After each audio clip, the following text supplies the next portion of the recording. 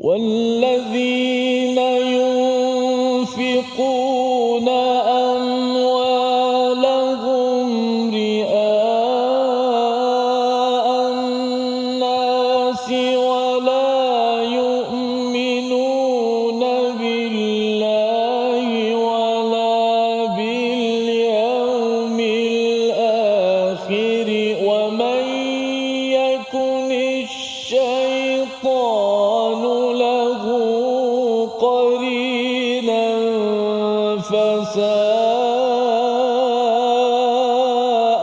قرينا. صدق الله. واجعله لنا هجتين يا رب العالمين.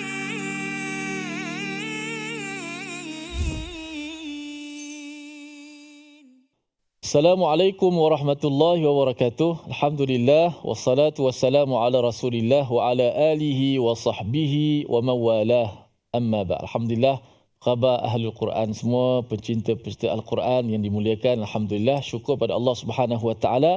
Allah Subhanahu wa taala berikan kepada kita peluang sekali lagi untuk sama-sama kita berada dalam majlis ilmu taman-taman syurga. Majlis itu ialah My Quran Time, Quran, Salat dan Infak. Alhamdulillah. Apa khabar semua para penonton di rumah dan juga para penonton di studio?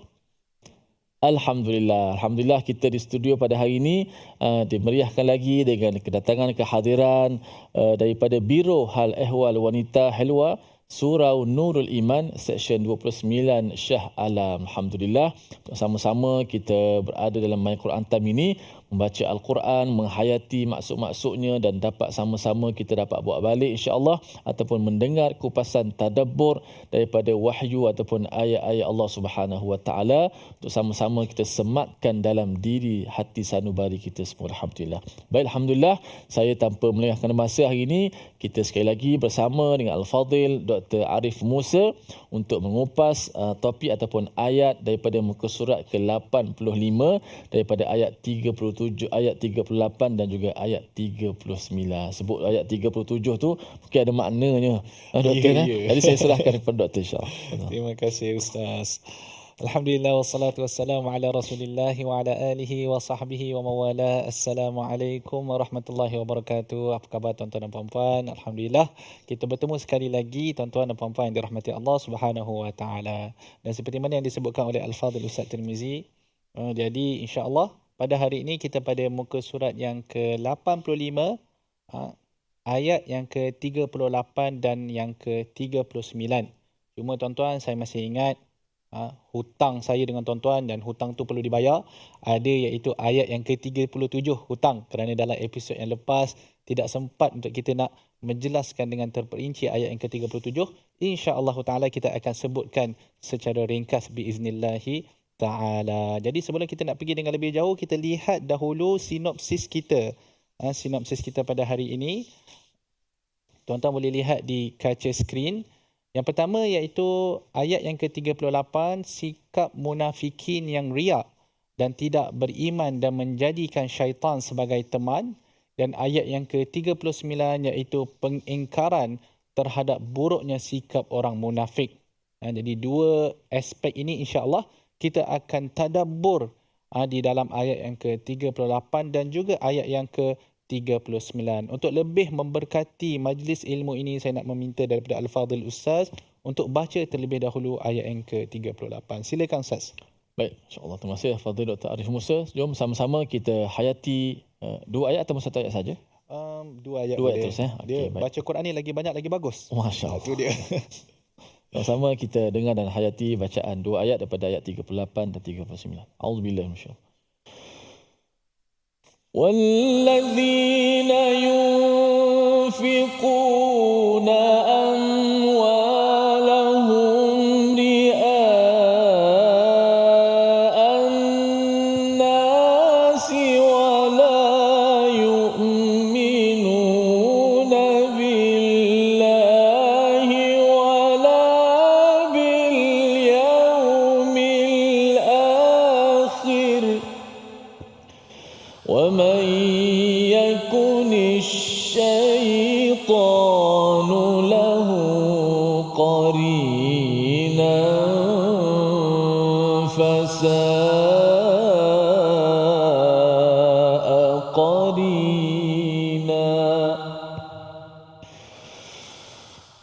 وماذا عليهم لو آمنوا بالله واليوم الآخر وأنفقوا مما رزقهم الله وكان الله بهم عليما.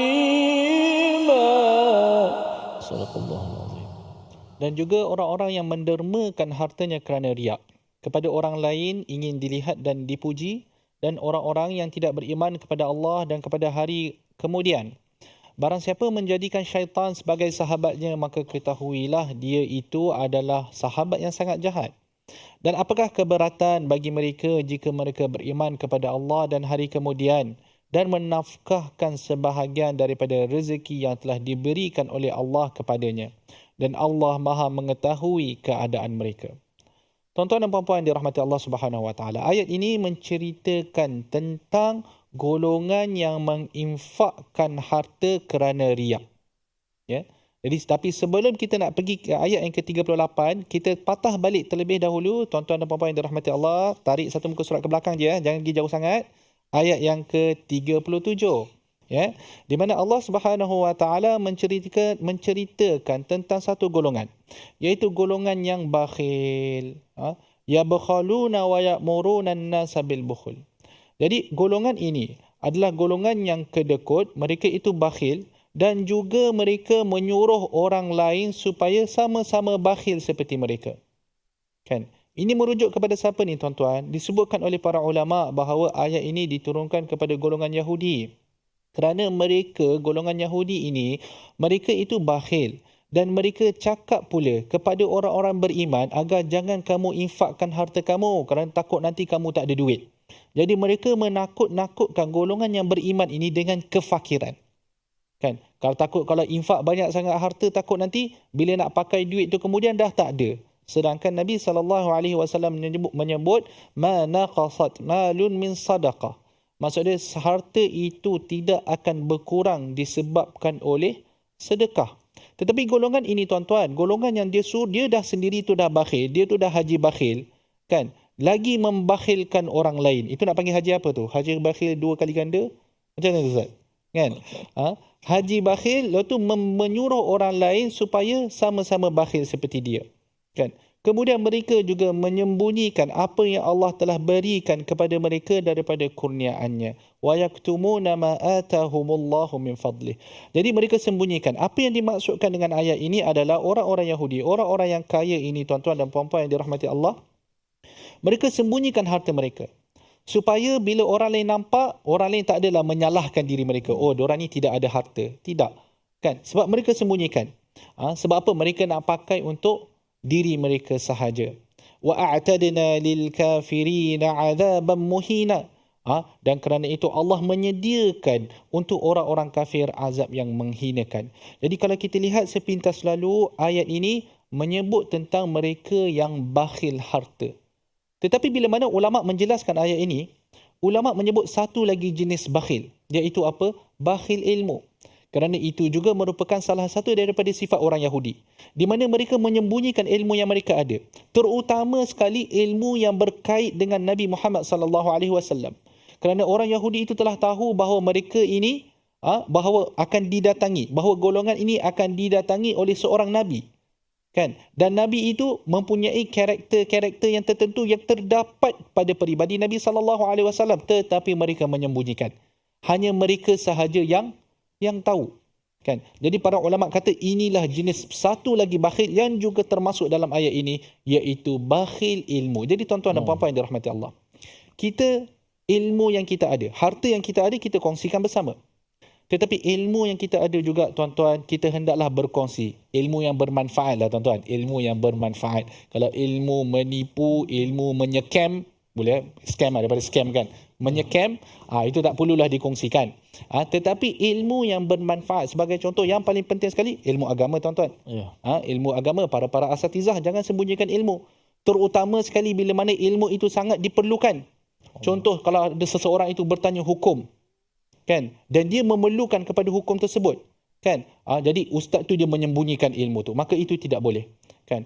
Termasuk juga dalam ilmu adalah ilmu-ilmu yang bermanfaat kepada manusia. Tak kisahlah ilmu apa, ilmu perniagaan, ilmu pertukangan, ilmu persilatan kan, apa sahaja ilmu kan. Maksudnya bila mana ia bermanfaat, maka hendaklah ia dikongsikan bersama. Jadi pada ayat ini kita boleh melihat bagaimana Allah Subhanahu Wa Taala menyebut tentang golongan yang bakhil. Kalau di sebelah sini Allah katakan golongan yang bakhil. Kalau kita pergi pula kepada muka surat yang sebelahnya, iaitu ayat yang ke-38, Allah menyebut kepada satu lagi golongan. Kalau tadi golongan yang terus dia pegang terus harta dia, tak nak keluar, dia mesti harta ni aku punya, aku yang punya. Okey, golongan yang satu lagi nampak macam asyik memberi dan memberi. Tetapi yang peliknya, golongan yang beri ini juga dicela oleh Allah Subhanahu Wa Taala. Kan? Kerana apa? Kerana ada benda yang tersemat di dalam hati dia yang hanya Allah Subhanahu Wa Taala yang tahu. Apa yang disematkan, apa yang tersemat dalam hatinya, insya-Allah kita jelaskan selepas ini. Tuan-tuan dan puan-puan yang dirahmati Allah, jangan ke mana-mana. My Quran Time, Quran, solat dan infak. واجعله لنا هجتين يا رب العالمين.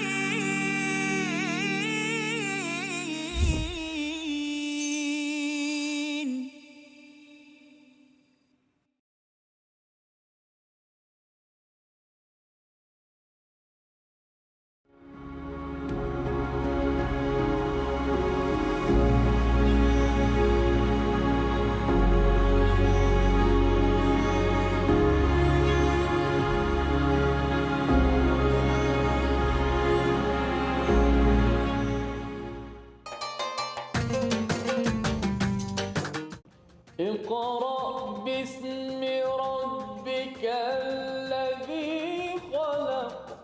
Hayati isi kandungan Al-Quran dalam My Quran Time setiap hari jam 12.30 hari di TV9 dan saluran Astro 149. Quran, Salat. Infak.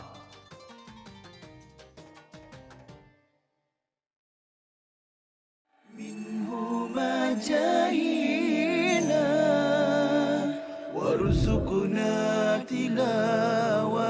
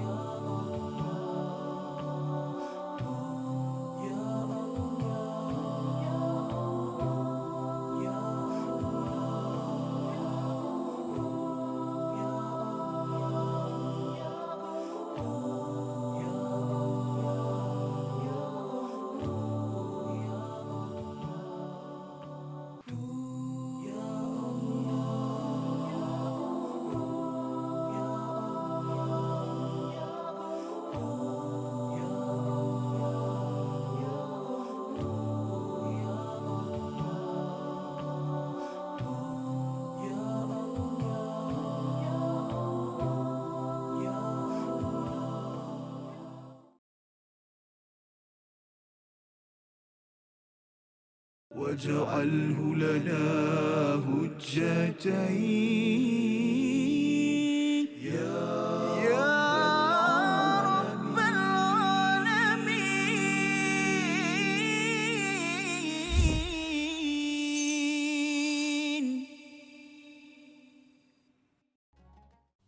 والذين ينفقون أموالهم رئاء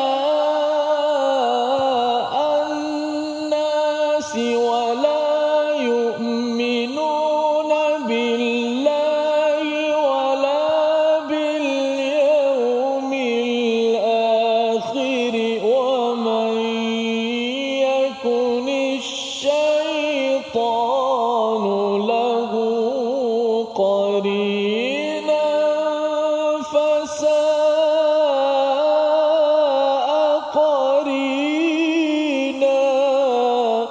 Sadaqallah.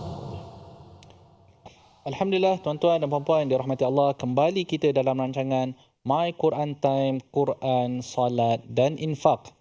Kita masih lagi pada ayat yang ke-38, muka surat yang ke-85. Ya, tuan-tuan dan puan-puan, bolehlah buka mushaf awal-awal kerana sebentar lagi kita ada segmen tajwid. Ya. Ayat yang ke-38. Kita sebutkan tadi, kalaulah ayat yang ke-37, Allah Subhanahu Wa Taala mencela golongan yang menyimpan hartanya. Bukan sahaja menyimpan, bahkan mereka menyembunyikan harta mereka itu daripada dilihat daripada orang lain. Pada ayat yang ke-38, Allah mencela satu golongan lagi. Golongan ini juga berhak mendapat azab Allah Subhanahu Wa Taala. Siapakah golongan ini? Golongan yang mereka menginfakkan harta mereka. Mereka menginfak, kan? Selalu menginfak. Tetapi ria'an nas, kerana sifat riak yang ada di dalam hati mereka. Dan mereka ini tidak beriman kepada Allah dan mereka juga tidak beriman kepada hari akhirat. Jadi apa yang kita faham? Bahawa golongan ini, golongan yang mendapat azab yang menghinakan ini juga adalah golongan yang bila mana mereka menginfakkan harta mereka, mereka menginfakkan hanya kerana riak. Bila ulama menjelaskan tentang ayat ini, tuan-tuan, bila ulama mula mengkaji ayat ini, mereka menceritakan tentang riak dan sum'ah. Mereka kata termasuk dalam ayat ini, mereka yang bersedekah kerana riak dan juga mereka yang bersedekah kerana sum'ah. Apakah itu riak? Apakah itu sum'ah, tuan-tuan? Riak itu adalah bila mana bila kita buat, kita nak orang lain nampak. Kan? Daripada ra'a. Kan? Bila kita buat, contoh, saya nak sedekah tu, saya kena pastikan dulu ada audience. Tu dia. Cari dulu, kalau tak ada orang, tak nak sedekah. Bila ada orang, baru kita sedekah. Itu kita panggil sebagai riak. Ada dalam hati dia, riak. Okay? Sum'ah pula, bila dia buat, dia daripada sami'ah, daripada mendengar. Sum'ah pula, bila dia buat, dia nak pastikan orang mendengar. Contoh, kabar ni, tentang aku sedekah ni, hendaklah sampai kepada contoh karya surau. AJK Surau kena dengar yang aku bagi duit ni. Kan? Walaupun orang tak nampak tapi orang dengar. Jadi termasuk juga dalam ayat ini. Jadi Allah Subhanahu Wa Taala mencela mereka yang menginfakkan harta mereka hanya kerana untuk riak. Ya. Dan ayat ini menurut Al-Imam Al-Qurtubi rahimahullah, dia kata jumhur ulama mengatakan bahawa ayat ini lebih menepati kepada orang-orang yang munafik. Kerana munafik ni, orang-orang munafik ni, riak ini adalah sifat yang paling dominan pada orang munafik. Pada amalan mereka lah. Kalau amalan i'tiqad mereka, semestinya mereka adalah kufur. Tetapi pada amalan zahir mereka, amalan yang paling dominan adalah riak lah, kalau kita boleh katakan. Betul tak? Sebab apa? Setiap perbuatan mereka itu adalah hanya lakonan semata-mata. Kalaulah mereka pergi ke solat pun, berlakon je. Kalaulah mereka berpuasa, contoh, saya tak rasa orang munafik ni berpuasa. Sebab puasa ni tidak boleh ada elemen riak. Dia tak jadi. Kan? Sebab puasa ni, kita kadang-kadang duduk dalam rumah, orang tak nampak kita. Kan? Boleh je nak makan. Kan? Tetapi, jadi puasa ni antara amalan yang paling susah nak berlaku riak lah. Tetapi amalan sedekah ni adalah amalan yang mudah. Jadi pendek kata, riak ini adalah sifat yang dominan pada orang-orang munafik. Kalau kita lihat, tuan-tuan, kenapa orang riak sebenarnya? Kenapa orang buat satu-satu amalan kerana dia nak riak?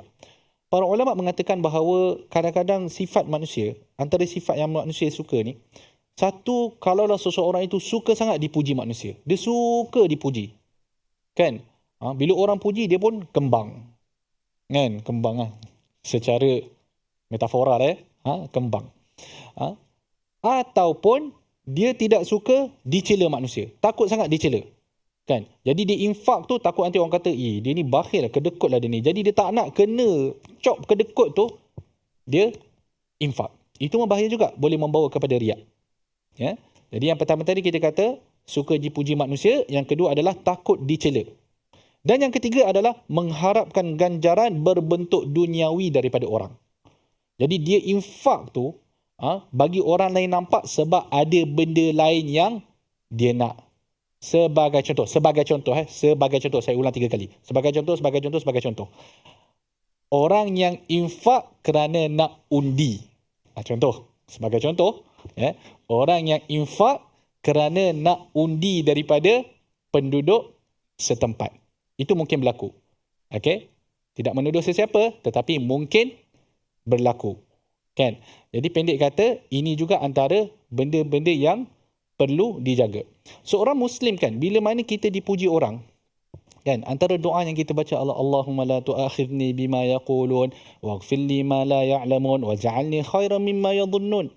Kan, dia akan kata, ya Allah, kau janganlah ambil kira apa yang mereka katakan tentang aku. Kan, kau ampunkanlah dosa aku apa yang mereka tidak tahu, dan kau jadikanlah aku lebih baik daripada apa yang mereka sangka kepada aku.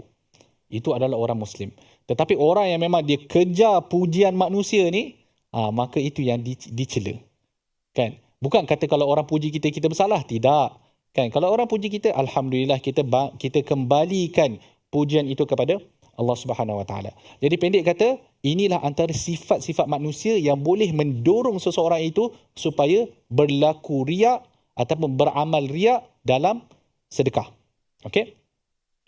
Jadi kalau kita lihat pada ayat ini, Allah Subhanahu Wa Taala menyebut wala yu'minuna billahi wala bil yaumil akhir, dan mereka tidak beriman kepada Allah dan beriman kepada hari akhirat. Maksud dia penghayatan iman kepada Allah dan penghayatan iman kepada hari akhirat itu tidak ada di dalam diri mereka. Dan kerana itu mereka buat riak. Mereka buat sesuatu kerana riak. Dan riak ini tuan-tuan dan puan-puan, satu bahaya sebenarnya. Riak ni sangat bahaya. Kan? Yang pertama sekali, riak ni hubutul amal. Maksud dia amalan itu dibatalkan. Kalau kita buat, kita bagi duit tu dekat orang, contoh Allah SWT mengambil kira, okey, fulan bagi RM10, dan kita pernah jelaskan sebelum ni, kalau RM10 ni, masalul ladhina yunfiquna amwalahum fi sabilillah kamathali habbatin ambatat sab'a sanabila fi kulli sumbulatin mi'atu habbah. Maksud dia RM10 ni akan digandakan sampailah dia jadi 700. Sepatutnya macam tu.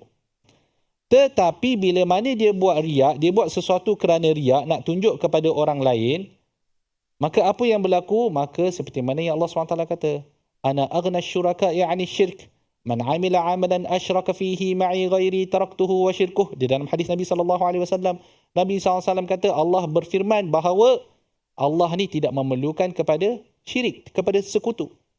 Kan, sesiapa yang buat satu-satu amalan dan dia mensyirikkan aku dengan orang yang lain, maksud dia menyekutukan aku dengan orang lain, taraktuhu wa syirkuh, maksud aku tinggalkan dia dengan siapa yang dia syirikkan aku itu. Kalau dia buat amalan itu kerana pengurusi surau, maka pengurusi surau lah. Kan? Kau sama-sama dengan pengurusi surau nanti, adjust lah macam mana hari akhirat nanti. Kan? Pengurusi surau tu tak bersalah, tapi yang kawan tu lah yang bersalah. Jadi hubutul amal. Maksud dia amalan dia itu dipadamkan, tak ada pahala langsung. Yang kedua, kan, antara golongan yang awal diazab oleh Allah Subhanahu Wa Taala, antara dia yang kita semua tahu. Orang yang kaya, kan, di dalam hadis Nabi SAW riwayat Muslim, Allah SWT kata, Nabi SAW kata, lelaki yang kaya. Kemudian bila mana ditanya Allah SWT, buat apa dengan duit tu? Dia kata apa? Dia kata, ma taraktu min sabilin tuhibbu an yunfaqa fiha illa anfaqtu fiha lak. Orang yang kaya ni di depan Allah SWT, dia akan kata, tak ada tempat yang kau kata jangan infak, melainkan aku telah infak kepadanya. Maksudnya tidak ada tempat yang engkau menyuruh untuk aku infak, melainkan aku telah pun menginfak pada tempat-tempat ini.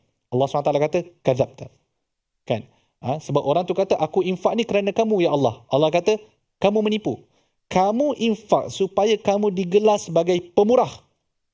Dan benda itu telah berlaku di atas dunia, maka Allah SWT suruh ditarik dia ni daripada muka dia, diheret di atas tanah dan dibawa kepada api neraka.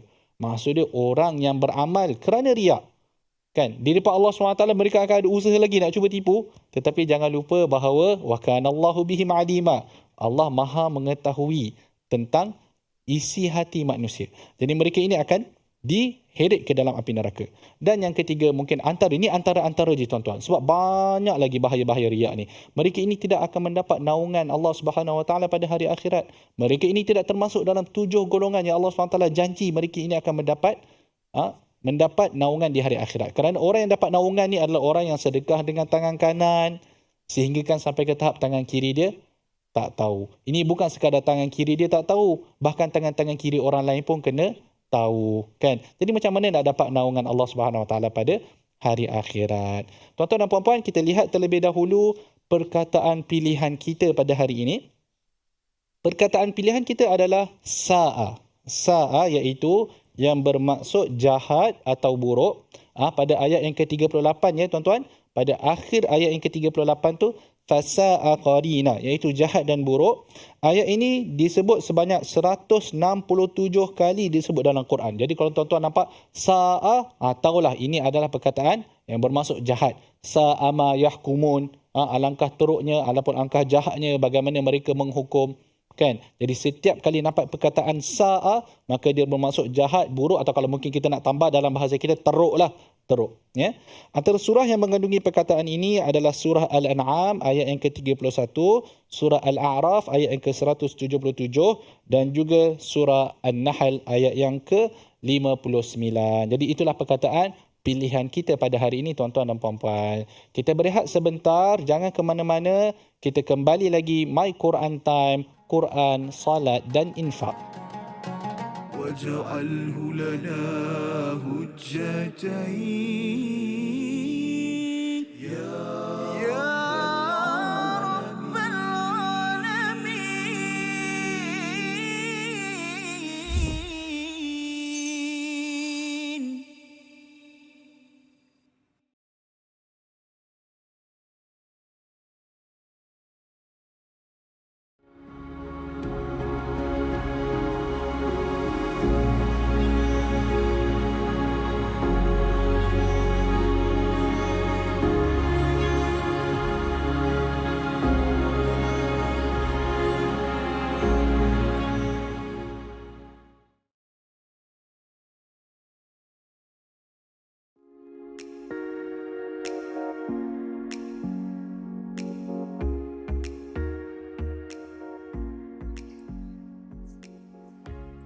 أعوذ بالله من الشيطان الرجيم.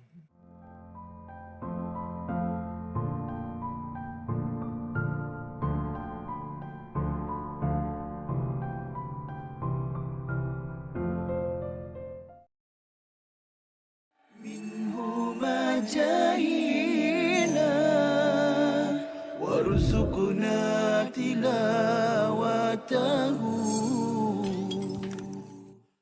Satu perkara, saya petik dulu poin yang Prof dah sebut, kita sedar, saya sebenarnya boleh buat itu dalam bulan Ramadan. Kan? Itu antara clue lah untuk saya. Betul. Prof, silakan bagi nasihat. Baik, yang ni sebenarnya bukan, ini masalah yang biasa juga yang kita hadapi dan kita perhatikan kawan-kawan kita. Sebagai contoh, saya pernah waktu belajar dahulu, ada kawan yang isap rokok. Dia isap rokok. Tapi bulan Ramadan dia boleh berhenti. Maknanya sebenarnya boleh berhenti. Dia tak berbuka pun dengan rokok. Ada orang dia buka dia buka dengan isap rokok. Tapi ni dia tak buka dengan isap rokok. Dia boleh berhenti dalam bulan Ramadan. Habis Ramadan dia start isap rokok balik. Jadi yang ni saya kira sama juga dengan perkara lain. Ada yang mungkin orang dia suka tonton movie ataupun tonton perkara yang tidak elok, tapi waktu Ramadan dia boleh berhenti. Menunjukkan yang pertama, dia ada kekuatan sebenarnya untuk melakukan perkara tersebut. Tetapi dalam masa yang sama sebenarnya dia memerlukan sistem sokongan itulah, support. واجعله لنا هجتين يا رب العالمين.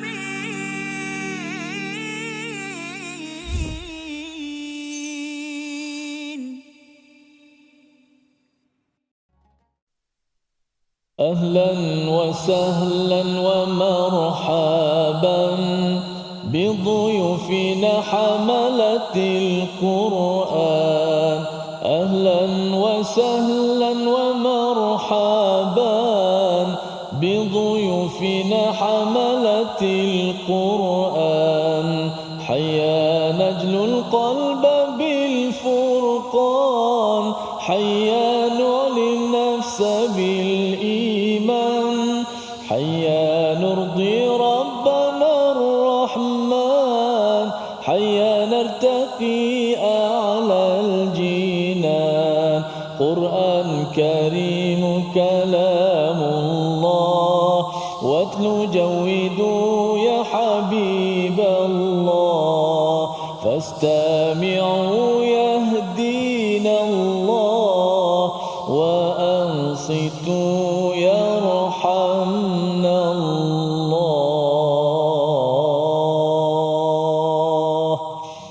Alhamdulillah, terima kasih kepada semua sahabat-sahabat terus setia dalam My Quran Time, Quran, Salat dan Infak. Alhamdulillah. Sekali lagi saya mengalu-alukan kedatangan di studio pada hari ini daripada Biro Hal Ehwal Wanita Helwa, Surau Nurul Iman Seksyen 29 Shah Alam, bersama dengan kumpulan biasa kita insya-Allah yang istiqamah, grup Al-Istiqamah kita. Alhamdulillah. Dan baik, kita nak lihat sedikit apakah yang boleh kita lihat ulang kaji dari sudut ilmu tajwid dan sebutan-sebutan huruf-huruf Al-Quran ini. Fokus mungkin pada ayat yang ke-38. Baik, kita lihat dahulu apakah paparan yang pertama. Menyempurnakan makhraj al-jauf dalam ayat yang ke-38 ini. Makhraj al-jauf dalam susunan-susunan ataupun ilmu makharijul huruf, itulah kita nak mengenali tempat-tempat huruf. Itulah antara makhraj yang utama disebut sebagai makhraj al-jauf. Yang mana al-jauf ini merupakan suara yang keluar daripada rongga kerongkong sehingga rongga yang meliputi rongga kerongkong, rongga mulut, dan keluar suara al-jauf itu. Yang mana huruf-huruf yang bersifat al-jauf, rongga ini, ada 3 huruf. Iaitulah hurufnya adalah huruf mad, huruf alif, huruf waw, huruf ya. Okey, maka bila ada alif saja yang mati sebelum dia berbaris atas. Kalau waw mati sebelum baris di depan lah. Dan huruf ya kalau mati sebelumnya berbaris di bawah. Maka suara kita pastikan keluar betul-betul daripada rongganya. Okay, kita lihat contohnya tak jauh. Contohnya kita ambil ayat yang ke-38. Sudah pasti kita dapat latih bagaimana suara al-jauf supaya dapat keluar daripada tempat yang betul. Okey. وَالَّذِينَ يُنْفِقُونَ أَمْوَالَهُمْ رِئَاءَ النَّاسِ. Cuba kita sama-sama di rumah dan juga di studio. 1, 2, mula.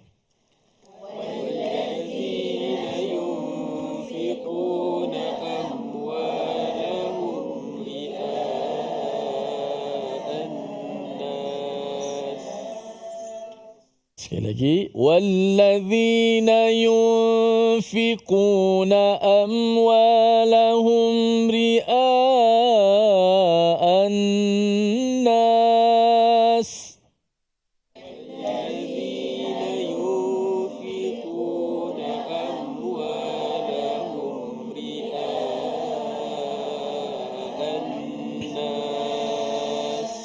Kalau kita lihat di awal-awal lagi, walladzina, ada ya yang mati sebelum dia berbaris di bawah. Ya yang kita kena baca panjang lah, yang mat. Maka suara tu keluar daripada rongga. Walladzi, i. Suara yang panjang tu dipanggil suara yang berada di rongga kerongkong hingga rongga mulut. Meliputi 2 suara tu disebut sebagai tempat apa? Disebut sebagai namanya makhraj al-jauf. Tak boleh kita baca wallazi, tersekat-sekat. Suara tu tak keluar di tempatnya. Wallazi, menekan-nekan pun tak boleh juga. Kan? Amwalahum, cuba sebut. Amwalahum. Ada alif, mat, sebelumnya waw baris di atas. Amwalahum. Ria'an nas.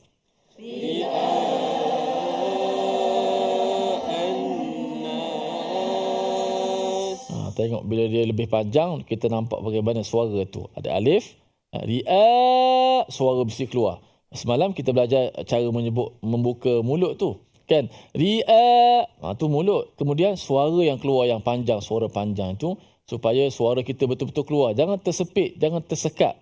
Ataupun jangan jenis suka suara yang khayshum, suara yang menghidung. Ri'a, tak kena tu. Kan? وَالَّذِينَ يُنْفِقُونَ أَمْوَالَهُمْ رِئَاءَ النَّاسِ.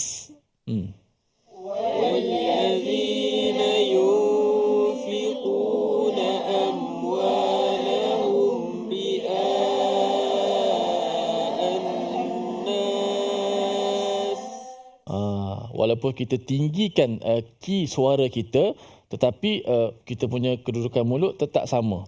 Dia tidak ada masalah kita nak rendahkan suara ataupun tinggikan suara, tapi cara buka mulut tetap sama dengan huruf-huruf yang bersifat nipis baris atas, dan huruf mat tu dia keluar daripada mulut. Jangan kita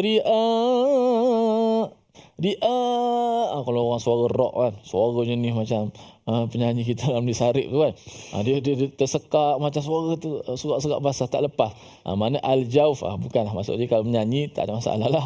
Ni baca Quran ni biar keluar di tempat yang sepatutnya. Disebut makhraj. Untuk belajar makhraj ni tempat keluar, tempat dekat mana huruf tu berlaku, dia punya suaranya. Maka suara penting. Suara ni bukan kita sebut suara ni lagu semata-mata. Lagu tu irama tu lain. Tapi suara dalam kita nak menyebut huruf tu, pentingnya suara ni diletakkan di tempatnya. Maka kalau kita letak suara al-jauf, suara mat di tempat yang sepatutnya, bacaan kita walaupun lagu kita sendiri pun bunyi sedap dah. Tak ada lagu, saya tak ada lagu, saya lagu tu juga baca pun.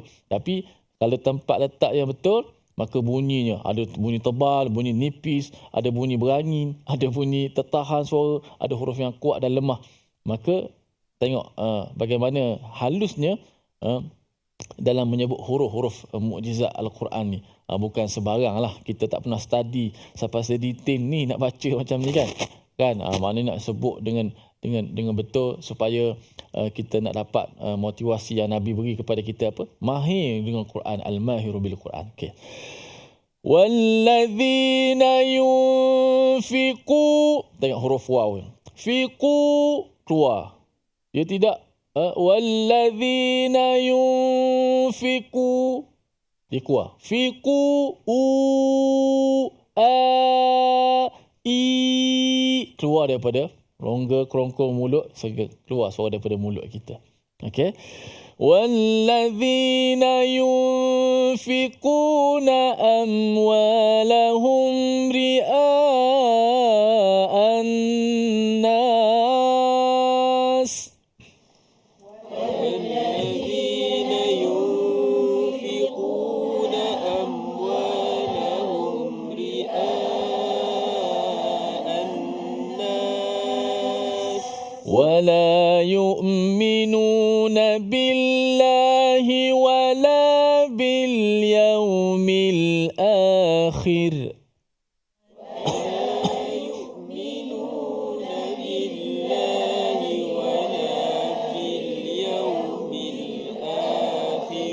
ولا يؤمنون بالله ولا باليوم الآخر.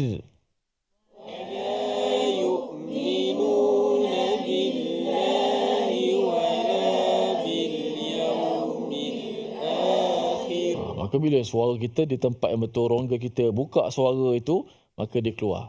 Bila keluar suara. Wala bil, dengan huruf-hurufnya yang bertukar-tukar tempat. Ada hujung lidah, hujung mulut, ada mulut.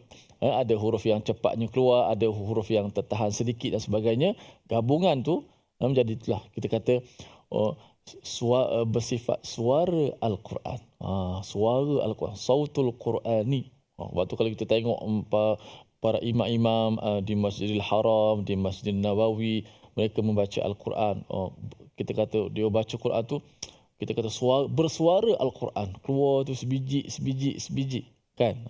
Kita kata seolah-olah dia baca Quran, dia macam mengunyah huruf tu. Maksud mengunyah tu, dia menikmati huruf.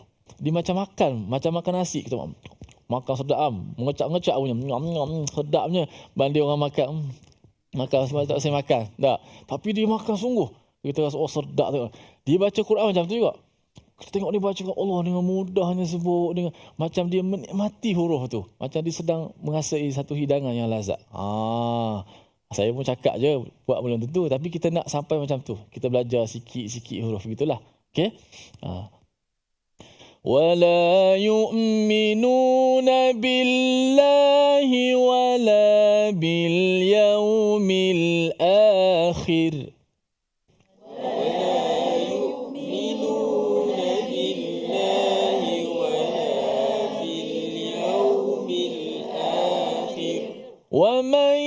kita dah boleh masuk hidung kat situ. Masuk hidung dia akan jadi merdu. Suara ni macam Piramli tu, dia banyak menghidung. Jadi merdu suara. Kalau kat baca Quran nak masuk hidung, ambil kat dengung-dengung lah. Ini idgham ma'al gunnah. Wa man yakunish syaitanu lahu qarinan fasa'a qarina.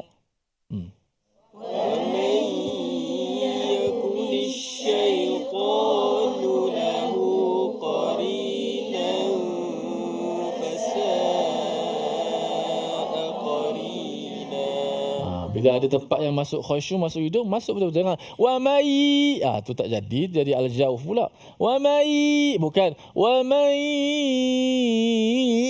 dia masuk hidung.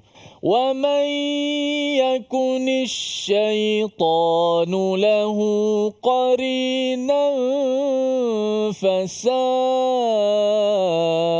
qarina.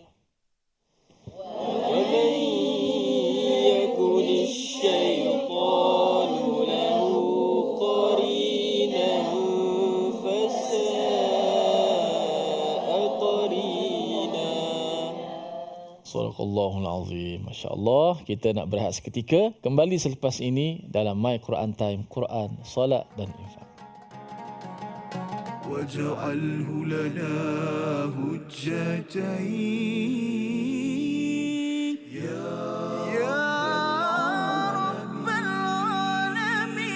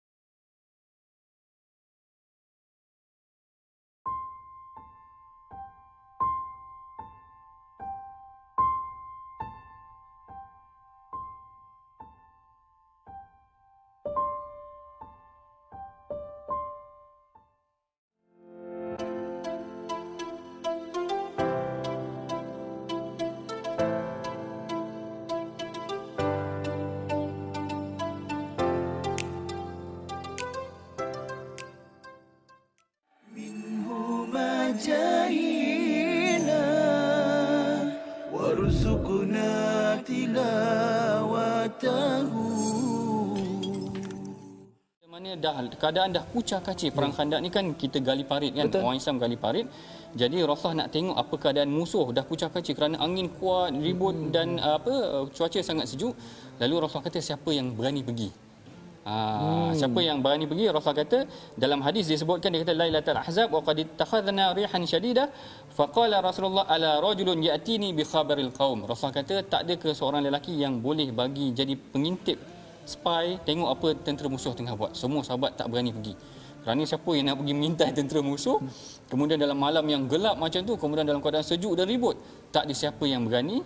Lalu Rasulullah pun memanggil Huzaifah. Manggil Huzaifah terus taat saja, mana tak bertikai. Tak ada pula kata sejuklah Rasulullah malam ni ataupun bahkan kalau dalam kisah tu Huzaifah dah dekat dengan Abu Sufyan. Abu Sufyan ketika itu memimpin tentera musuh. Dia dah berada dalam keadaan dekat. Dia kata dalam hadis, kalau aku panah memang kena Abu Sufyan.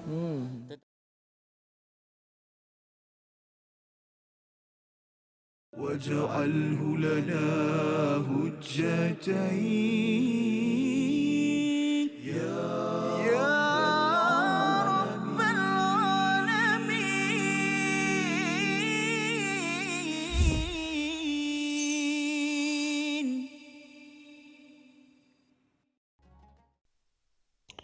Alhamdulillah, kembali kita dalam rancangan My Quran Time, Quran, Salat dan Infak. Alhamdulillah tuan-tuan, tadi kita telah ditekankan dan diingatkan tentang makhraj al-jauf, makhraj al-jauf iaitu makhraj di kawasan sini kan Ustaz? Di dalam sini.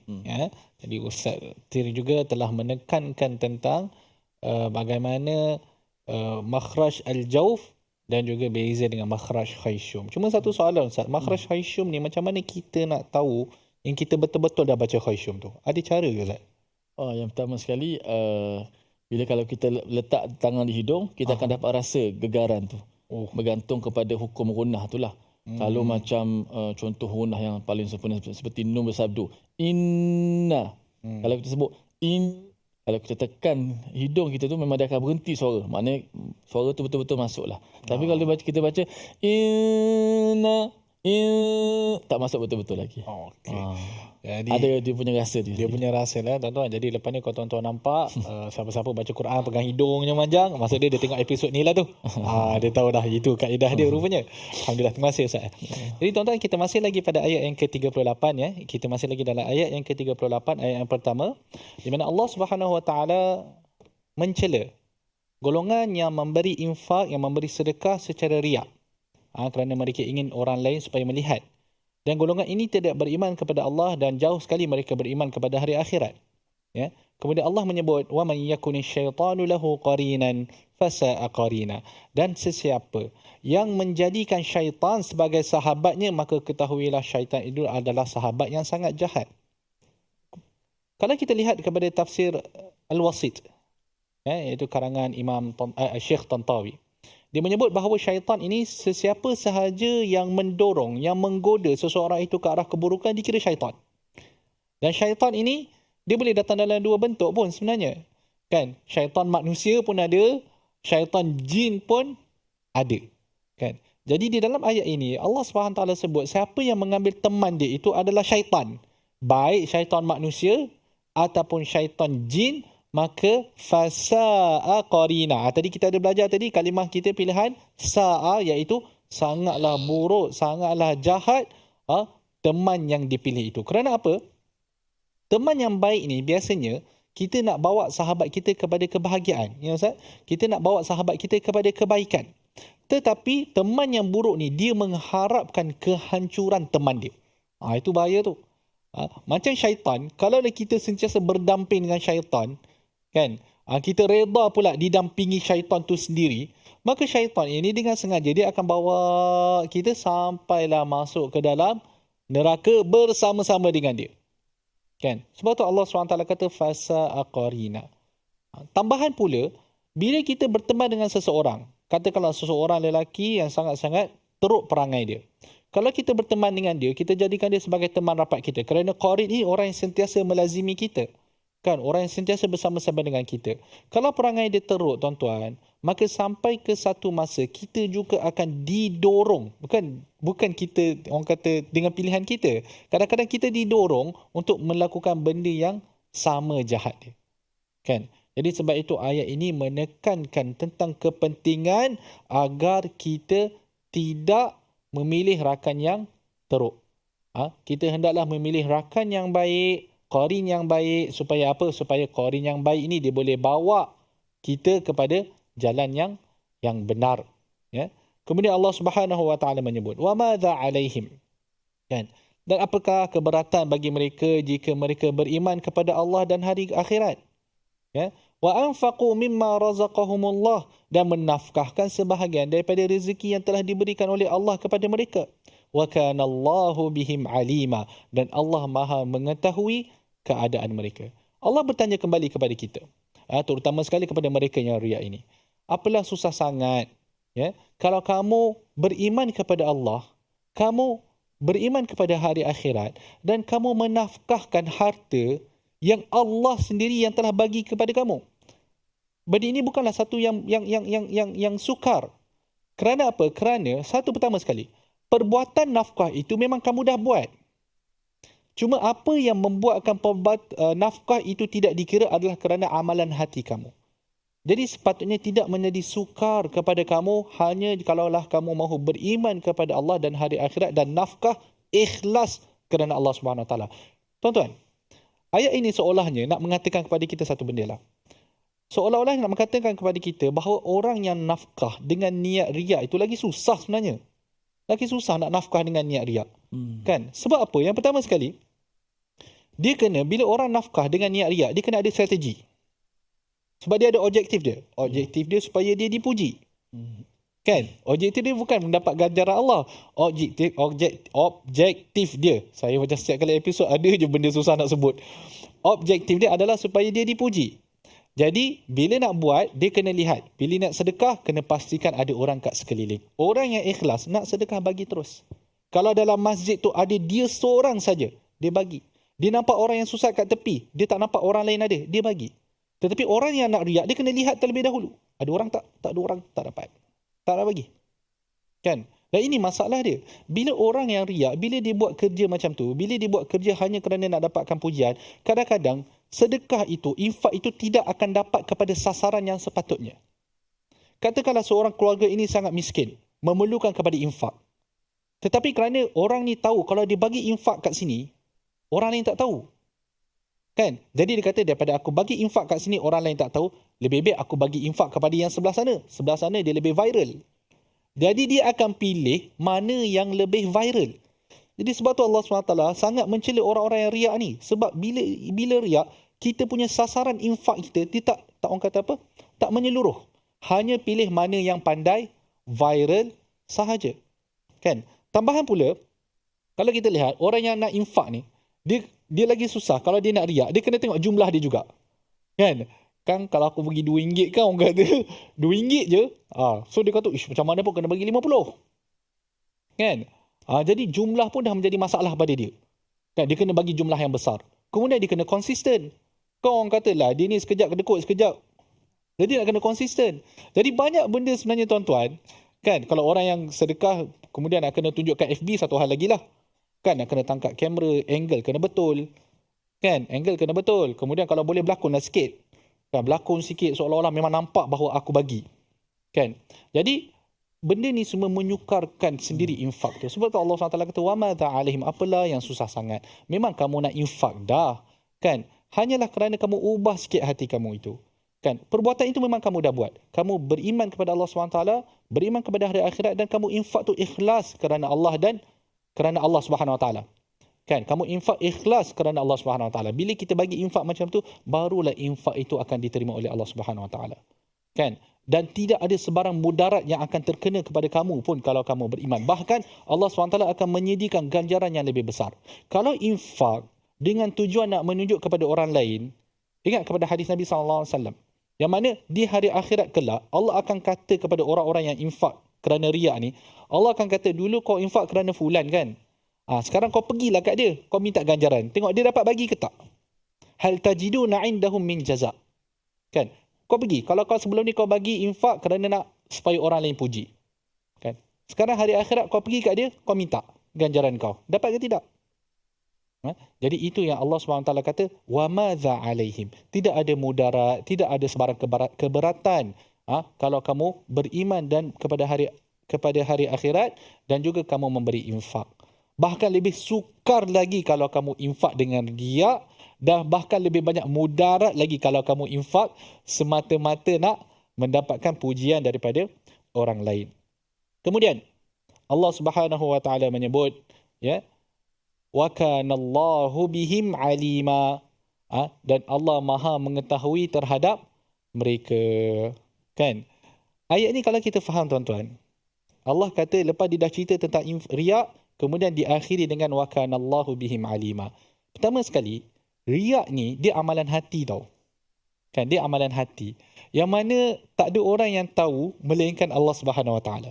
Jadi Allah kata wa kana Allahu bihim alima. Allah tahu tentang mereka.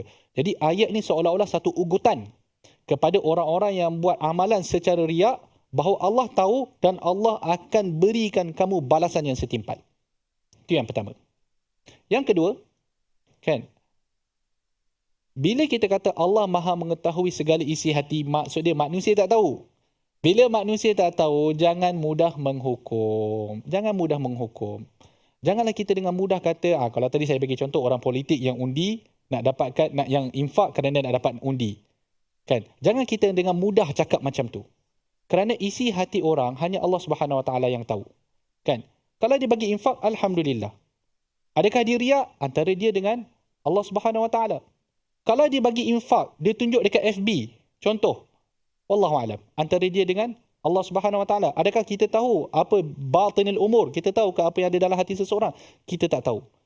Kan? Dan kadang-kadang ada setengah masa infak secara zahir itu adalah baik juga. Sebab tu Allah SWT sebut, in tubdu sadaqat fa ni'mahi.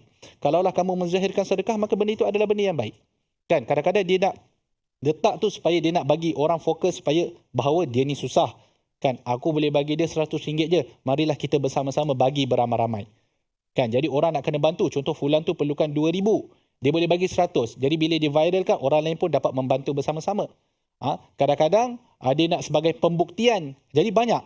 Jadi kita tak boleh nak menghukum. Tuan-tuan dan puan-puan yang dirahmati Allah, jangan mudah menghukum isi hati orang yang lain. Ya. Jadi kita lihat terlebih dahulu resolusi kita pada hari ini, tuan-tuan dan puan-puan yang dirahmati Allah. Resolusi kita yang pertama adalah jauhi sifat riya dan sum'ah ketika bersedekah. Yang kedua, pentingnya memilih sahabat yang beriman dan berakhlak. Dan yang ketiga, sentiasa meluruskan iman dan keteguhan hati terhadap Islam. Alhamdulillah tuan-tuan, selesai kita tadabbur ayat yang ke-38 dan 39. Saya serahkan kembali kepada Al-Fadhil Ustaz. Bismillahirrahmanirrahim. Alhamdulillah wassalatu wassalamu ala Rasulillah. Allahumma arhamna bil Quran wa akrimna bil Quran wa khalliqna bil Quran wa adibna bil Quran ya rabbal alamin. Wa sallallahu wasallam wa baraka ala Muhammad walhamdulillahi rabbil alamin. Alhamdulillah, sahabat-sahabat sekalian, selesai kita mentadabbur ayat 38 dan 39. Untuk itu saya mengajak pada sahabat-sahabat semua untuk bersama-sama dalam tabung kerangkan Al-Quran. Mudah-mudahan kita dapat sama-sama menyumbang dalam syiar Al-Quran di negara kita yang tercinta ini, supaya kita dapat menghasilkan masyarakat yang celik akan Al-Quranul Karim. Dan InsyaAllah seperti biasa teruskan menonton My Quran Time. Mudah-mudahan kita semua dimuliakan Allah Subhanahu Wa Taala dengan Al-Quran Karim. Ketemu lagi untuk episod yang akan datang. Assalamualaikum warahmatullahi wabarakatuh.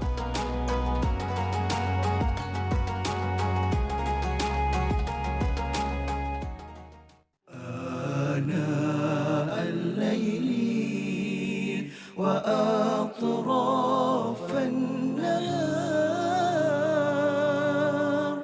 واجعله لنا هجتين